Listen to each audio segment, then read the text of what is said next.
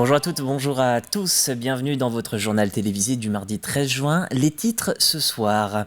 Une nouvelle passerelle pour relier la Faute-sur-Mer et l'Aiguillon-sur-Mer. La liaison actuelle âgée de 114 ans n'est plus adaptée aux besoins de la commune nouvelle de l'Aiguillon-la-Presqu'île. Un tout nouveau pont va donc être réalisé après la saison 2024. L'usine Europe Snack de Saint-Denis-la-Chevasse à l'arrêt complet le temps d'une journée. Cette entreprise spécialisée dans les gâteaux apéritifs a mis en pause sa production pour une journée de prévention et de sécurité au travail. Et puis la locomotive Hannibal est de retour dans le pays de Mortagne, un train touristique en réparation pendant près de 10 ans que nous vous ferons découvrir ce soir. Partons à l'Aiguillon-la-Presqu'île. La passerelle entre les communes de la Faute-sur-Mer et l'Aiguillon-sur-Mer va être détruite puis reconstruite. La liaison actuelle qui enjambe le lait date de 1909, mais le temps et le sel rongent l'édifice. La nouvelle passerelle devrait sortir de terre à partir de septembre 2024 pour des travaux chiffrés à 4 millions d'euros.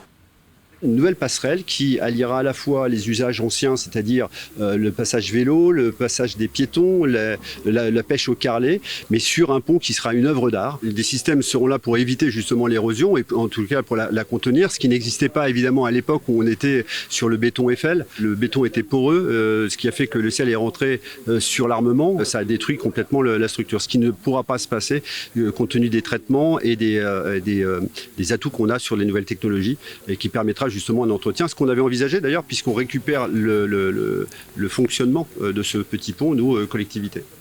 En bref, il y a peu, nous vous évoquions le cas de ces Olonnais victimes de fissures dans leurs habitations. Un arrêté interministériel vient de placer 92 communes en état de catastrophe naturelle au titre des mouvements de terrain à la suite de la sécheresse et de la réhydratation des sols de 2022. À noter également la ville de Châteauneuf pour la sécheresse de 2021. Parmi les municipalités citées pour cette nouvelle année 2022, Bouin, Avrier, Saint-Michel-le-Cloud, mais aussi Tiré-Soulan et Trièze. Vous avez 30 jours depuis le 10 juin pour vous rapprocher de votre assureur. La liste précise est disponible sur notre site internet rubrique Actu. Et si votre ville n'apparaît pas, sachez que plusieurs municipalités recueillent encore des témoignages ou attendent une réponse. Je vous le disais en titre, l'entreprise Europe Snack de Saint-Denis-la-Chevasse a réalisé une journée de prévention des accidents de travail.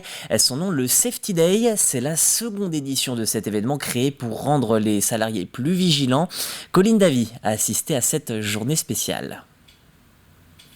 Pas de panne, pas d'incendie et pourtant la production d'Europe Snack est à l'arrêt complet. C'est le Safety Day, un jour où seule la sécurité compte. Pour marquer le coup, quoi de mieux que d'arrêter une usine et de se dire voilà, on est en pleine période d'activité, nous c'est le gros pic d'activité.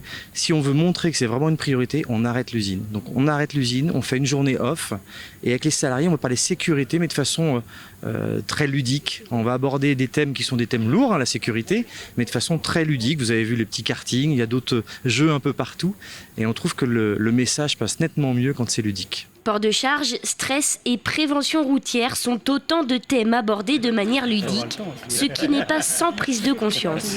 Allez-y.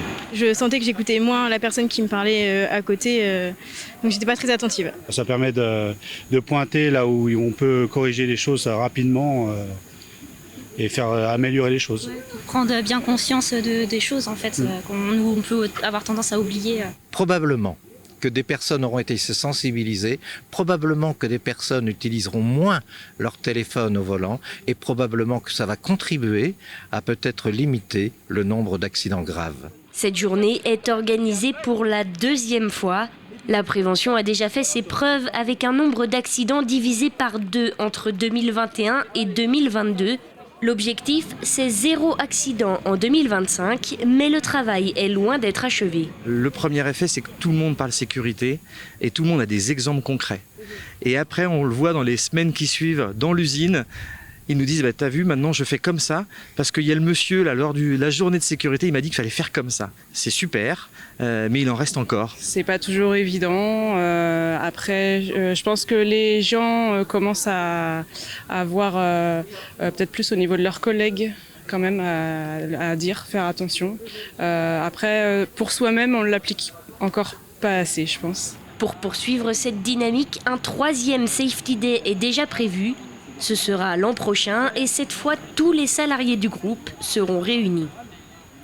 Eux aussi sont chargés de notre sécurité. 400 pompiers issus des 75 casernes de Vendée se sont réunis ce week-end à Pouzauges, à l'occasion de célébrer plusieurs événements et notamment le 73e congrès départemental ainsi que la journée des jeunes sapeurs-pompiers de Vendée. Pendant cette journée, des décorations ont été remises après un défilé et un hommage aux pompiers décédés. C'est effectivement une cérémonie, toujours un moment de communion important, qui permet de faire preuve d'un moment de mémoire. Et puis cette journée, elle est aussi importante parce qu'elle associe pour la première fois les jeunes sapeurs-pompiers, qui seront très nombreux aujourd'hui à participer à cette cérémonie, je les remercie, et qui donne une belle image de lien intergénérationnel entre ces jeunes sapeurs-pompiers qui commencent à s'intéresser, à s'engager au profit de la sécurité civile, les actifs, mais aussi les anciens sapeurs-pompiers qui nous font le plaisir, eux aussi, de participer à cette cérémonie.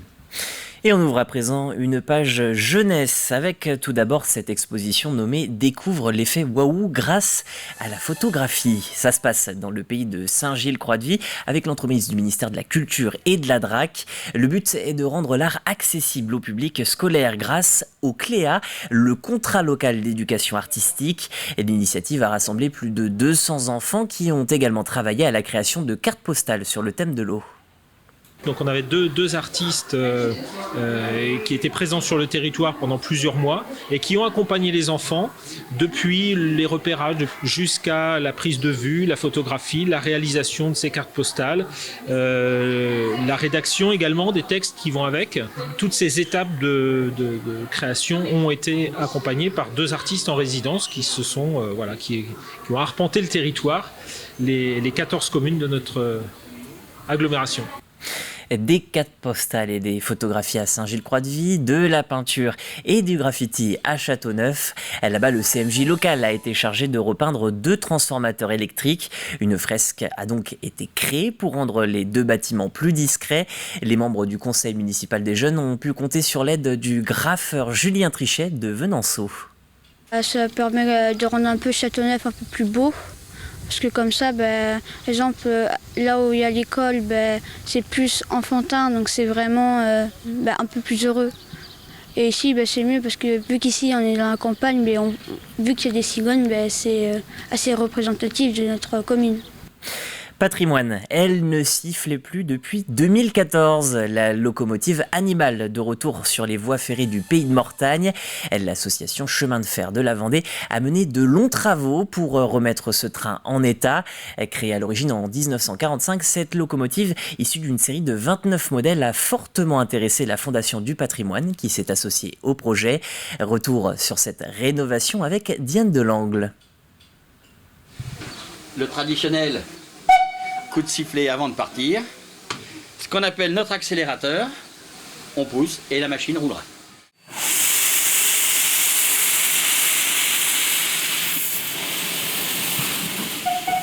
Les premiers tours de la locomotive Hannibal depuis 2014. Le résultat d'une importante restauration menée depuis 3 ans par l'association Chemin de Fer de Vendée pour faire revivre tout un pan de notre histoire. C'est une locomotive qui a été commandée par les Allemands pendant la Seconde Guerre mondiale, à une société française, la SACM.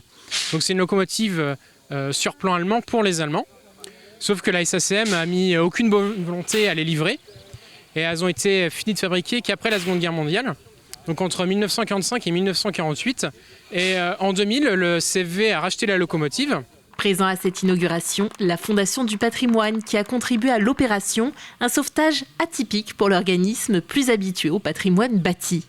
Dans l'hôpital de la Fondation du Patrimoine, nos patients sont plutôt des châteaux, des manoirs, des calvaires, donc des moulins. Et depuis quelques années, on a aussi des bateaux, on peut avoir aussi des avions, des voitures. Mais une locomotive, franchement, c'est la première fois et on est ravis parce que c'est un univers très particulier. On pose la pelle, on referme. Ensuite, comme toute machine à vapeur, toujours contrôler le niveau d'eau. Donc recharger de l'eau, on ouvre un robinet, on laisse couler et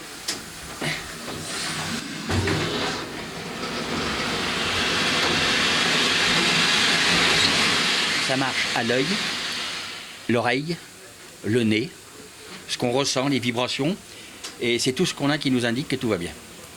Ça doit faire du bruit, mais pas trop. Ça doit vibrer, mais pas trop. ça doit sentir le chaud, mais pas trop. Ça doit sentir l'huile, mais pas trop. Alors c'est une grosse salade de tout ça qui fait que, ben voilà, ça roule. Animé par les bénévoles passionnés, Hannibal va maintenant sillonner les voies de chemin de fer de Mortagne-sur-Sèvre aux Herbiers avec à son bord du public, avant de s'arrêter à nouveau dans 10 ans pour la prochaine révision. Vendredi, de nombreux agriculteurs se sont donné rendez-vous à Luçon pour le rallye Culture Bio, une journée de réflexion pour mieux anticiper l'évolution du climat et son impact sur l'agriculture. L'événement était organisé par la Chambre d'agriculture régionale en partenariat avec la CAVAC ainsi que le groupe d'études et de développement agricole du Sud-Vendée. Les participants ont pu se joindre à des ateliers mais aussi à des conférences et notamment celle de l'agroclimatologue Serge Zaka venu faire part de ses projections pour 2050 en Vendée. Le maïs n'est pas adapté à un climat futur, du moins sans l'irrigation qu'on a actuellement. Il faut se projeter plus loin en fait que savoir s'il faut irriguer ou non, s'il faut avoir de nouvelles variétés plus résistantes à la sécheresse, puisque le changement climatique est plus rapide que tout ça.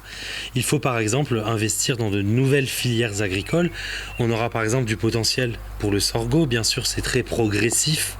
C'est pas d'un coup qu'on détruit une filière. Très progressivement, on aura une part de sorgho qui va devenir de plus en plus présente. Le tournesol aussi a des racines plus profondes. Il se cultive sur la même période. C'est ainsi que s'achève cette édition. À demain pour le retour de l'information dès 7h sur le plateau de la matinale ou à 12h30 pour le flash de la mi-journée.